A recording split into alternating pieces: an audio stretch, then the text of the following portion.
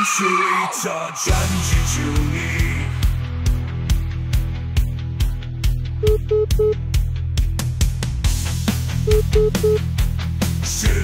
Juni.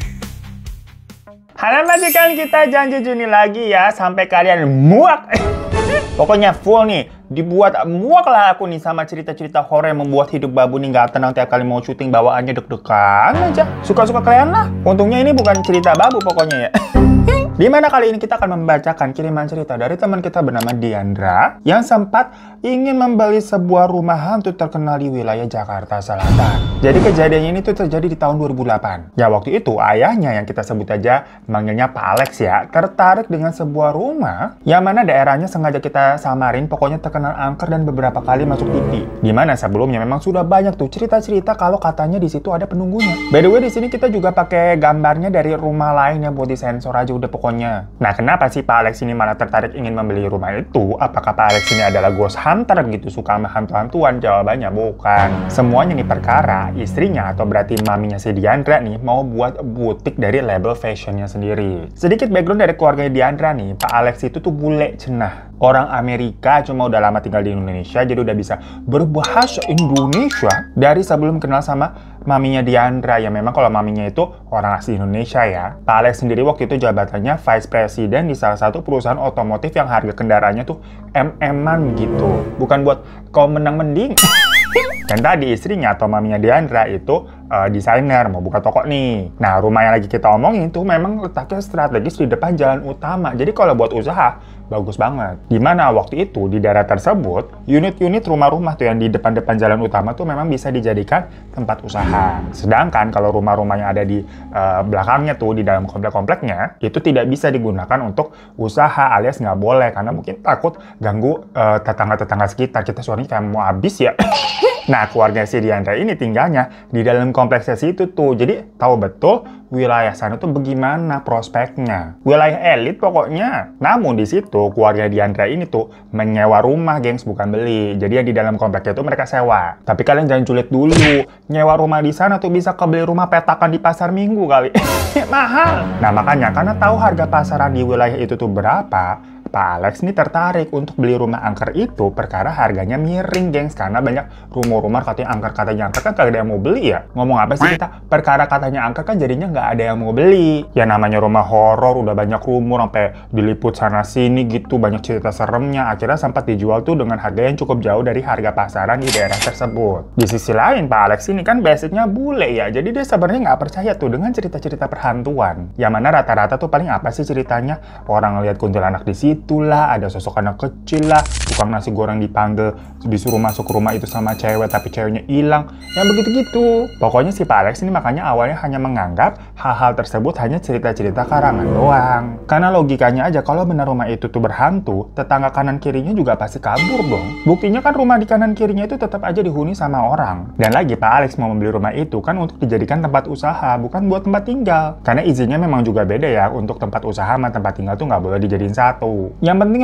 cuan dan cuan. Nah, sementara kalau maminya Diandra nih 50-50 antara setuju sama enggak. Si mami ini juga tipe-tipe orang open minded juga soalnya dan nggak percaya dengan hal-hal mistis. 11-12 sama papi. Nah, di situ mami nih lebih nggak setujunya itu karena takutnya nanti nggak ada pelanggan yang mau datang. Karena kan image dari rumah itu tuh horor ya. Lebih ke situ aja. Cuma si papi nih punya pemikiran kalau mau menjadikan cerita viral dari rumah itu tuh sebagai gimmick marketing. Pokoknya udah ada nih draft plan perencanaannya. Nah, sementara kalau si Diandra sendiri waktu itu masih SMA dan lagi siap-siap daftar cari-cari kuliah ke luar negeri buat nyusulin kakaknya tuh. Jadi Diandra ini punya kakak udah kuliah di Columbia University cuma. Jadi dia nggak ngurusin lah urusan papi maminya, terserah mau ngapain. Ya tapi dia tetap tahu ya si papi ini mau beli rumah. Cuman ya udah terserah papi aja.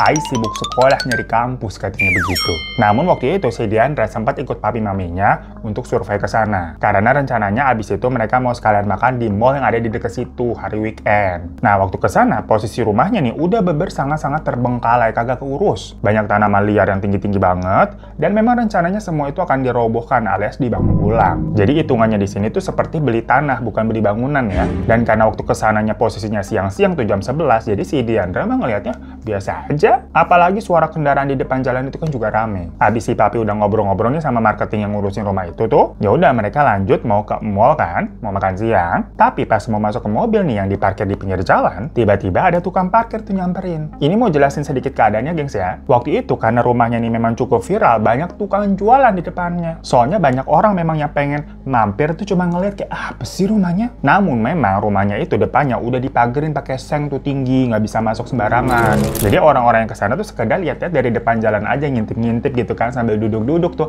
makan bakso, beli cendol apa. Biasa netizen kan suka rame-rame begitu ya. Nah makanya waktu itu memang jadinya nih cuma Diandra sama orang tuanya aja yang sampai masuk ke dalam, karena kan ada marketingnya yang bukain tuh pagar sengnya ya, di rantai sebelumnya pakai gembok. Ya waktu udah selesai kan keluar mau masuk mobil, si tukang parkirnya nyamperin. Ya awalnya dikira minta duit parkir lah biasa. Jadi sama si papi kan dibuka kacanya dikasih duit parkir.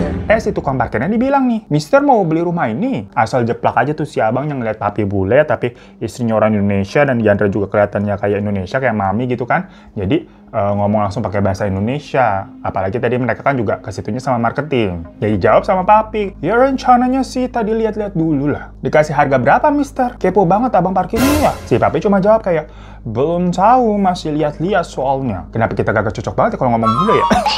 Ya si papi jawab begitu tuh kayak malas aja. Padahal posisinya di situ papi udah nego-nego harga ya. Tapi kan ngapain ngasih tau ke tukang parkir? Si abang parkirnya dibilang, "Kemarin lo baru aja meninggal di situ, Mister. Uji nyali di dalam sana, masuk ke izin." Begitu ngomongnya. Nah si mami yang duduk di sebelah denger kayak kaget kan. "Hah? Apaan? Meninggal gimana maksudnya?" "Iya tante, belum lama kok ada beberapa orang yang masuk situ tuh malam-malam. Kayaknya sih mau uji nyali, keluar-keluar nih satu orang tau-tau muntah darah di jalan. Gak lama dari situ denger-denger sih katanya meninggal itu orangnya." Si abang parkirnya malah ngerumpi sama si mami. Tapi si papi nih kayak malas nanggepin, jadi kayak udah oke. Thank you infonya ya, terus pergi. Nah ternyata si papi nih menganggap abang parkirnya ini semacam kayak mau sabotase kayaknya. Mungkin dia mah kelar gitu kan, makanya nanya-nanya tadi tuh dapat harga berapa. Kali dia udah nawarin orang lain dan ada yang tertarik beli juga. Dan nanti kalau sampai jadinya dibeli sama papi, alamat dia nggak dapat komisi kan. Jadi menyebarkan cerita-cerita begitu biar papi ini nggak jadi beli. Soalnya bener aja di malamnya si marketing tadi tuh ada namanya Mbak Lisa katanya. Itu nanyain papi di follow up malam-malam jam 10 malam. Dibilang katanya, "Maaf ini hubungin malam-malam soalnya ada yang tertarik juga mau langsung DP." Katanya begitu. Ya mungkin orang itu memang sudah dibilangin tadi sama si abang parkirnya kan. Tadi katanya ada papi tuh mau beli tuh, cepetan tak keduluan. Ya karena itu makanya besok paginya papi langsung ke bank tuh buat panjar uang DP.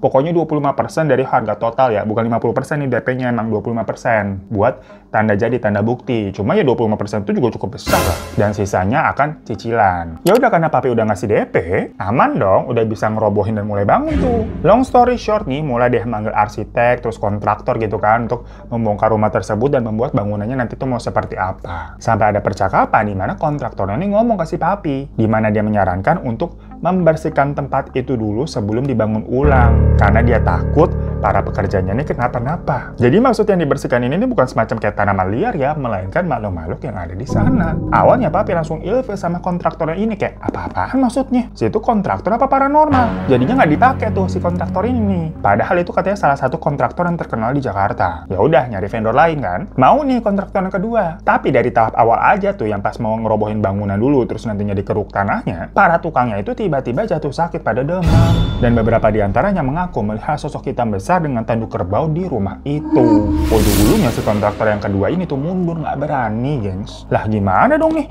Nyoba lagi nyari kontraktor lain. Langsung ditolak sama kontraktor lain. Akhirnya ujung-ujungnya balik lagi tuh ke kontraktor awal. Yang pertama tadi tuh. Ya papi nanya kan, terus gimana nih harus dibereskan bagaimana maksudnya? Ternyata dibilangin tuh, kalau di tempat itu banyak makhluk yang menghuni karena sudah lama terbengkalai. Jadi ternyata si kontraktor yang pertama ini punya semacam kayak paranormal pegangan emang. Dimana sebelum mereka biasanya melaksanakan proyek, itu pasti konsultasi dulu tuh, ada namanya Pak Irwan lah sebut aja ya si paranormalnya nih. Abisnya nggak jarang mereka ini memang mendapatkan proyek-proyek di lahan-lahan yang kayak ada aja gitu penghuninya. Nah makanya biar pengerjaannya lancar, kagak ada tumbal-tumbalan, tumbal proyek apa-apa begitulah istilahnya ya. Pak Irwan ini ngeliat dulu lokasinya, terus melakukan ritual untuk dibersihkan aja lah. Nah tapi jasa pembersihan oleh Pak Irwan ini tentunya ada biayanya. kagak murah. Makanya itu alasan di awal si papi ini kayak ilfil nggak mau pakai kontraktor ini karena kok ada begitu-gituannya, ada fulusnya lagi, dikira kan ngakal-ngakalin. Cuma perkara si papi kan udah kadung bayar 25% tuh buat beli rumah itu, terus kontraktor lain juga kagak ada yang mau. Ya daripada mangkrak kagak jadi, ya udah papi pakai si kontraktor yang pertama ini plus jasanya Pak Irwan. Dan untuk jasanya Pak Irwan ini dibayarnya full tuh di awal puluhan juta waktu itu, mahal 2008. Dan setelah Pak Irwan kesana, Pak Irwan ini ngomong ke papi sama si mami. Dia bilang dia tidak merekomendasikan untuk memakai wilayah itu karena backgroundnya cukup mengerikan, katanya seperti itu. Dijelasin tuh, katanya dulu ada beberapa orang yang terbunuh di dalam rumah tersebut. Dikasih tahu tuh, di kamar atas atau di kamar utama, sang suami dibunuh di situ. Terus istrinya diseret dan ditenggelamkan ke kolam renang yang ada di belakang rumah. Dua anak mereka juga dihabisi beserta para ART dan babysitternya di rumah itu.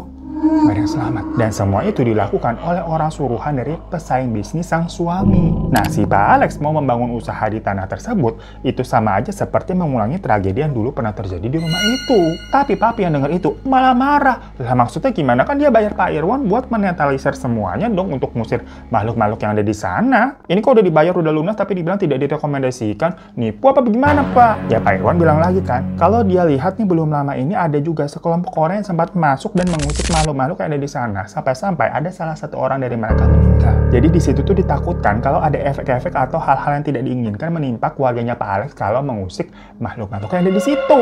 Tapi lagi-lagi si papi kayak, halah udah Pak, usir aja, diapain kek, yang penting saya mau bangun usaha di sini, udah keluar uang banyak nih. Ya udah, karena papi tetap ngotot, Pak Irwan ini melakukan beberapa ritual, tapi papi sama mami nggak tahu ya ritualnya tuh ngapain. Intinya mereka hanya ngasih duit aja pokoknya dan tahu beres gitu. Dan habis itu mulai dirobohin. Jadi bener aja, setelahnya papi sama mami dapat kabar dari kontraktor kalau mereka udah bisa mulai merobohkan tempat tersebut, dan rumahnya ya dirobohin bener. Papi sempat ngomong tuh ke mami kalau semuanya tuh bisa diatasin pakai duit, mau urusan hantu juga bisa dibayar pakai duit. Tapi ternyata omongannya papi itu salah. Karena setelah rumah itu roboh, Diandra sekeluarga ini nggak berhenti-berhentinya mengalami teror. Jadi 3 hari abis rumah itu roboh, papi tabrak truk waktu mau pulang malam-malam. Masih di jalan di sekitar sana, gengs, dan langsung dilarikan ke rumah sakit. Dan di rumah sakit, papi keadaannya koma. Supir truknya ini ngaku kalau katanya dia nggak ngelihat mobilnya papi, jadi ditabrak dari belakang. Yang mana di situ supir truknya dianggap mabuk atau ngantuk kali ya. Walaupun nggak terdeteksi tuh alkohol waktu diperiksa kan, cuma ya udah supirnya ditahan. Nah, karena papi koma, otomatis proyekan rumah tersebut langsung di stop dulu. Jadi abis dirobohin tuh belum diapa-apain lagi. Dan mami ini kan nungguin terus tuh di rumah sakit tiap hari. Sementara Diandra tuh di rumah sama ada 2 ART dan 1 supir. Awalnya ART-nya duluan tuh katanya yang laporan, mereka nih melihat ada perempuan berbaju merah di dalam kamarnya papi mami. Dikira itu maling atau siapa masuk-masuk ke kamar kan? Tapi pas disamperin, sosok tersebut tuh tersenyum dan mukanya katanya serem banget. Nah, Diandra yang dengar cerita gitu ya nggak percaya. Lah dia tinggal di situ udah cukup lama, udah sekitar 3 tahun, gengs. Dan sebelumnya nggak pernah ada apa-apa sama sekali. Sampai ada satu waktu si Diandra ini ceritanya mau berendam di bathtub. Jadi kalau di kamarnya dia tuh ada kamar mandi, tapi cuman shower doang. Nah, sedangkan kalau di kamar orang tuanya tuh ada bathtubnya di dalam kamar mandinya. Berhubung mami itu di rumah sakit, papi juga lagi dirawat kan, jadi kamarnya kosong. Diandra berendam tuh di sana tuh. Malam-malam jam 8 abis balik dari rumah sakit emang jenguk papi bentar gitu kan terus pulang. Nah, pas lagi berendam nih, si Diandra dengar kayak ada suara orang nyanyi, cuman kayak humming gitu loh, kayak gitu. Si Diandra mikir kan siapa nih gitu, panggil si Diandra dari dalam kamar mandi. Dia mikir apa itu maminya. Tapi karena dia baru aja pulang tuh sama supir sendirian kan, berarti si mami nggak ikut maksudnya. Kayaknya itu bukan mami. Abisnya kalau mami ikut ya harusnya kan pulang bareng. Apa itu ART-nya? Tapi kayaknya juga enggak. Abis udah malam kan jam 8, biasanya ART tuh udah nggak ada yang masuk-masuk ke kamar papi mami. Paling kan masuk-masuknya pagi-pagi pas bersih-bersih ya. Jadinya si Diandra pakai anduk bentar tuh keluar. Dia lihat di kamar nggak ada siapa-siapa dan suara orang nyanyi tadi tuh juga udah nggak kedengeran. Tapi tiba-tiba rasanya di dalam kamarnya itu hawanya beda, kayak dingin gitu berasanya, padahal AC nggak nyala. Ya udah dia balik lagi ke kamar mandi dan berendam lagi. Tiba-tiba kayak ada meluk dia dari belakang, jadi kayak dari dasar bathtubnya, gengs, tuh ditarik si Diandra ke dalam sampai kelelep. Dia langsung ngos-ngosan gitu ketakutan keluar dari bathtub dan ngelihat airnya tuh jadi pekat warna hitam. Badannya dia dilihat juga jadi kotor, dia langsung teriak tuh keluar kamar mandi. ART-nya langsung pada nyamperin ke atas. Tapi pada nggak berani ngecek ke kamar mandi sana. Soalnya ART-nya ini 2 tuh cewek. Nyuruhlah si supir nih cowok kan. Pas dilihat bathtubnya itu kayak ada sisa-sisa lumpur hitam-hitam gitu, gengs. Jadi airnya tuh udah habis. Tapi kayak ada bercak-bercak sisa lumpur hitam. Kayak abis mandi lumpur gitu, terus lumpurnya udah kekuras gitu, jadi masih ada sisa-sisa nempel. Ya sangat sadar itu sesuatu hal yang nggak bener ya, malam itu juga Diandra minta dianterin sama si supir tuh ke rumah temennya ada namanya Evelyn. Dia pokoknya nggak mau tidur di rumah itu. Dia juga nelfon ke mami kan cerita kan, dan maminya kaget tuh di rumah sakit. Sampai besoknya Diandra ini kan harus ke sekolah. Karena kemarin malamnya tuh perginya buru-buru, dia nggak bawa seragam, bawa tas segala macam nggak bawa. Cuma berbawa diri aja, karena memang si Diandra ini suka nginep di rumahnya si Evelyn sebelumnya, udah bestie banget gitu. Nginep mah tinggal datang aja. Nah jadinya pagi-pagi dia nelfon supirnya tuh, suruh bawain seragam dan lain-lain. Tapi di telepon nih supirnya nggak angkat-ngangkat. Si Evelyn bilang, ya udah nanti mampir dulu aja ke rumah lo. Jadi si Diandra itu pagi-pagi udah mandi tuh di rumahnya Evelyn, terus rencananya ke rumahnya si Diandra dulu, ganti seragam, ambil tas segala macam, habis itu cabut lagi ke sekolah. Nah pas sampai di depan gerbang tuh, nggak ada yang bukain pintu gerbang. Sedangkan posisinya dilihat digembok, ya Diandra ini kan juga nggak bawa kunci ya. Di rumah itu yang punya handphone cuma si supir doang, ART-nya waktu itu nggak punya HP. Sedangkan supir diteleponin, nyambung sih, tapi nggak diangkat-angkat. Masih tidur apa bagaimana, mentang-mentang nggak ada majikannya kan di rumah kan, jam 5:30 pagi, gengs itu pagi-pagi banget memang. Akhirnya si Evelyn nyuruh supirnya si Evelyn yang nganterin mereka itu buat manjat pagar. Abisnya kan mereka takut telat ke sekolah tuh masuk jam 7. Ya udah akhirnya supirnya Evelyn ini manjat tuh, dia masuk plok. Dan si Diandra juga sempat ngintip lewat celah yang ada di pagar. Yang ternyata di dalam tuh pintunya juga dikunci, jadi si supirnya Evelyn buka nggak bisa. Si supirnya Evelyn sempat ngetok-ketok pintunya tapi tetap nggak ada yang buka juga. Pas dia ngintip ke jendela, dia langsung lari lagi balik manjat tuh pagarnya. Plak, kenapa pak? Gitu kan si Diandra sama si Evelyn nanya. Abisnya supirnya si Evelyn ini mukanya panik. Itu di dalam pada mati di lantai, katanya begitu. Lah, Diandra langsung telepon mami dong yang ada di rumah sakit tuh, dan mami langsung ngirim ambulans ke rumah sambil ikut mobil ambulans itu si mami tuh ikut ke rumah. Untungnya mami kan bawa kunci ya, semua kunci yang ada di rumah itu dia punya masternya. Dibuka itu pagarnya, dan bener aja, dua ART-nya sama supirnya si Diandra tuh ada di lantai dan banyak darah berceceran. Terus rumahnya juga keadaannya berantakan. Horor banget pokoknya katanya Van. Ya dikira semalam habis ada maling atau rampok apa ya. Pokoknya ART sama supirnya langsung diangkut sama ambulans dibawa ke rumah sakit karena pas dicek masih hidup, ternyata gengs nggak mati. Tapi Diandra sama Evelyn hari itu jadinya nggak ke sekolah tuh. Mami yang nelfonin sekolah minta izin karena ini emergency situasinya ya. Mami juga udah nelfon polisi tuh mau lapor ada perampokan. Tapi pas dilihat lagi kok kayaknya nggak ada barang yang hilang ya. Dan satpam di situ, tapi bukan satpam khusus rumah ya, di rumah itu nggak ada satpam, jadi memang satpam yang jagain satu blok perumahan lah. Itu bilang kalau semalaman dia patroli dan nggak ada apa-apaan. Nah untungnya di rumah itu, namanya rumah gedongan ya, rumah orang ada kalau kata orang sekarang. Ada CCTV, dicek deh CCTV yang ngarah keluar pagar tuh, nggak ada siapa-siapa memang yang masuk. Terakhir kali si supir tuh pulang malam-malam abis nganterin si Diandra ke rumah Evelyn kan, terus dia sempat ngunci pagar masuk rumah. Selanjutnya dicek lagi tuh CCTV di dalam rumah, ternyata dilihat ART-nya itu kayak kesurupan. Jadi yang duluan kesurupan tuh kayaknya ART-nya dua-duanya. Nah si supir yang baru pulang tuh kayak bingung, dan pas dia megang salah satu ART kayak mau nyadarin, dia ikut kesurupan juga. Pokoknya terlihat di CCTV tuh, mereka semua ini tuh kayak jalan-jalan nggak jelas dan nendangin benda-benda yang ada di sekeliling mereka, kayak ada kursi, meja, apapun gitulah, ditabrak aja. Nah salah satu meja yang ditendang itu meja kaca, jadi kayak ada meja kecil di depan sofa gitu, yang mana jadinya pecah, dan mereka ini tetap jalan dengan pecahan kaca di lantai, makanya sampai banyak darah. Terus di ruang tengahnya itu kan juga ada akuarium gede yang isinya tuh ikan arwana peliharaannya si Papi. Itu diambil dan dimakan sama si supir. Ya pokoknya mereka ini terlihat aneh kayak kesurupan begitu tuh terus berlangsungnya sampai azan subuh. Karena pas terdengar suara azan subuh tuh satu persatu jatuh ke lantai pingsan. Nah di titik itu Mami sama Diandra yang ngeliat secara langsung rekaman CCTV-nya di rumah itu merinding banget lah. Kebetulan kakaknya Diandra tuh posisinya lagi mau balik ke Indonesia kan dari US ya, tapi transit dulu memang hari itu penerbangannya ke Doha. Doha itu berarti Qatar ya, kita kagak pernah, mohon maaf belum pernah. Nah si Mami langsung telepon kayak, udah kamu nggak usah kesini dulu, udah balik lagi aja kamu ke New York. Ya karena Mami menganggap kejadian itu nggak normal. Pak Irwan juga langsung dihubungin kan perihal kejadian ini, yang mana Pak Irwan bilang kalau katanya memang penghuni yang ada di rumah yang baru dihancurkan itu tuh pada marah dan satu persatu pindah ke rumah keluarganya Diandra yang disewa tuh. Dan Pak Irwan menyarankan untuk rumah itu tuh dikosongkan sementara, jangan ditempatin dulu. Ya udah akhirnya si Diandra ini tinggal di hotel tuh sendirian. Habisnya kalau Mami kan masih harus nungguin Papi di rumah sakit, ART sama supirnya juga di rumah sakit itu semua jadinya. Cuma si Mami marah-marah ke Pak Irwan kayak, kenapa jadi kayak gini sih kejadiannya? Tapi sepertinya Pak Irwan juga cukup kewalahan dan tidak menyangka akan semuanya ini. Tadinya si Diandra ketakutan tuh nggak mau tinggal di hotel sendirian, dia pengen nginep di rumah Evelyn aja. Cuma tiba-tiba memang orang tuanya Evelyn nih nggak ngizinin. Ya mungkin pas mereka tahu ceritanya dari supirnya si Evelyn ya, kan sempat manjat dari rumahnya Diandra tuh. Takut kali orang tuanya Evelyn nanti rumah mereka juga jadi keikut kenapa-napa. Ya untungnya di hotel nih nggak ada apa-apa sih gengs, aman. Hotelnya juga hotel bagus. Namun ada saat dimana si Diandra ini harus ngambil buku pelajarannya masih ada di rumahnya itu. Bingung dia, kan supirnya masih ada di rumah sakit. Dia beber sendirian, kagak ada yang bisa bantu. Akhirnya dia ke rumah tuh malam-malam jam 8 naik taksi. Tapi abis itu minta ditemenin masuk sama satpam di sana. Begitu masuk ke rumah, entah kenapa hawanya udah berbeda nih katanya. Dia ngerasanya macam kayak ngerasain hawa-hawa yang waktu abis dari kamar mandi tuh, dari bathtub. Ya udah, tapi dia buru-buru masuk ke rumah dan lari tuh ke tangga. Karena dia mau ke kamarnya kan yang ada di lantai 2. Tapi tahu-tahu tuh ada yang jalan di lantai 2, kita sampai merinding. Sosoknya wanita, tapi badannya bengkok setengah kayang. Jadi kayak L gitu, gengs. Ini badannya nih miring tiduran gitu kan, tapi kakinya napak gitu, jadi jalan gini. Dan jalannya cepet banget, seret nyamperin Diandra yang baru setengah lari tuh, udah di tangga tuh. Ya langsung teriak, putar balik ngibrit keluar, nggak jadi ngambil buku si Diandra. Sampai akhirnya si Pak Irwan nih bilang lagi ke Mami. Ini agak part yang lumayan jahat sih bisa dibilang. Jahat ya udah.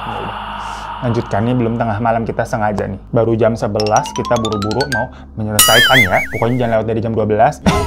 Si Pak Irwan itu bilang sesuatu yang jahat tadi kita bilang ya. Makanya salah satu alasan kita samarin hal-hal atau nama tempatnya itu segala macam gara-gara ini juga. Pak Irwan tuh bilang kalau rumah yang lagi Mami tempatin itu dijadikan tempat pengganti dari rumah yang udah dihancurkan aja. Istilahnya makhluk-makhluk itu disuruh pindah semua biar kagak marah, biar ada tempat baru. Nah itu kan rumah sewa ya. Yang mana waktu itu memang langsung sewanya tuh 5 tahun gengs. Dan keluarganya Diandra tuh udah nempatinnya selama kurang lebih 3 tahunan. Jadi masih ada sisa 2 tahun tuh sebenarnya. Ya udah disuruh ikhlasin aja istilahnya.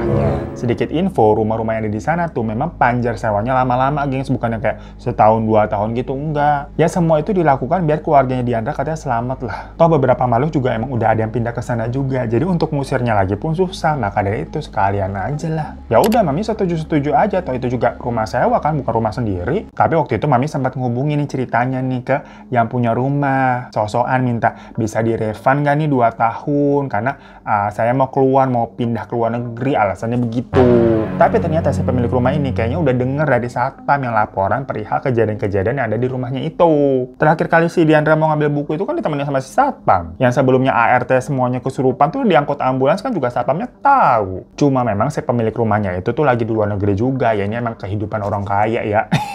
Intinya kagak bisa refund dan si pemilik rumah itu kayak marah-marah. Lah rumahnya jadi heboh begitu, berhantu. Ya udah pokoknya dari situ Pak Irwan akhirnya melakukan ritual untuk memindahkan makhluk-makhluk ke rumah sewaan tersebut. Tapi dengan bayaran lagi. Jadi si Mami ini udah keluar uang terus, gengs. Di situ sebenarnya udah banyak yang bilangin, ini kayaknya Mami ditipu kali. Bisa kan kok apa-apa ujung-ujungnya duit, apa-apa ujung-ujungnya duit. Cuma ya gimana, situasinya memang sudah cukup chaos tuh. Papi di rumah sakit, Diandra juga sendiri kan bener-bener lihat bilang tuh penampakan ada di rumah tuh setan bengkok. Jadinya mau nggak mau si Mami nurutin deh tuh, bayar Pak Irwannya lagi-lagi. Nggak tahu tapi ritualnya bagaimana ya. Pokoknya bayar aja udah terima beres. Nggak lama si Papi sadar dari komanya. Mami sama Diandra bener kayak lega banget, walaupun proses recovery-nya lama ya. Cuma untungnya udah sadar dulu nih dan berangsur-angsur gitu kan keadaan Papi membaik. Namun setelahnya mereka dapat kabar kalau Pak Irwan meninggal. Katanya sih meninggalnya di rumahnya dia sendiri ya. Jadi nggak tahu nih maksudnya apakah makhluk-makhluk itu sudah berhasil dipindahkan oleh Pak Irwan atau belum. Atau jangan-jangan Pak Irwan ini meninggal karena berusaha memindahkan makhluk-makhluk tersebut. Yang dianggap jadinya kan kayak semacam musik ya. Ya namun karena Mami tahu tuh terakhir kali dia kontakkan sama Pak Irwan dan udah ngasih duit buat ritual buat mindahin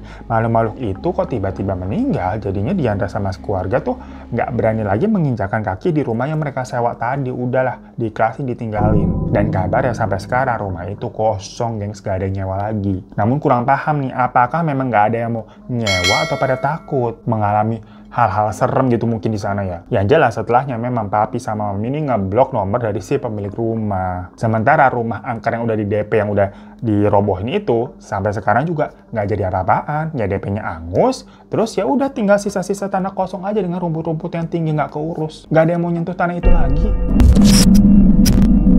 So itu majikan cerita dari Diandra ya, yang setelah kejadian itu dia akhirnya kuliah di US tuh sama kakaknya, dan papi maminya sempat pindah ke Bali dulu. Tapi sekarang sih mereka semua katanya tinggalnya di LA, tapi bukan Lenteng Agung ya. Mau dong Babu diajak-ajak ke LA sana gitu. Tapi terima kasih Diandra untuk ceritanya ya.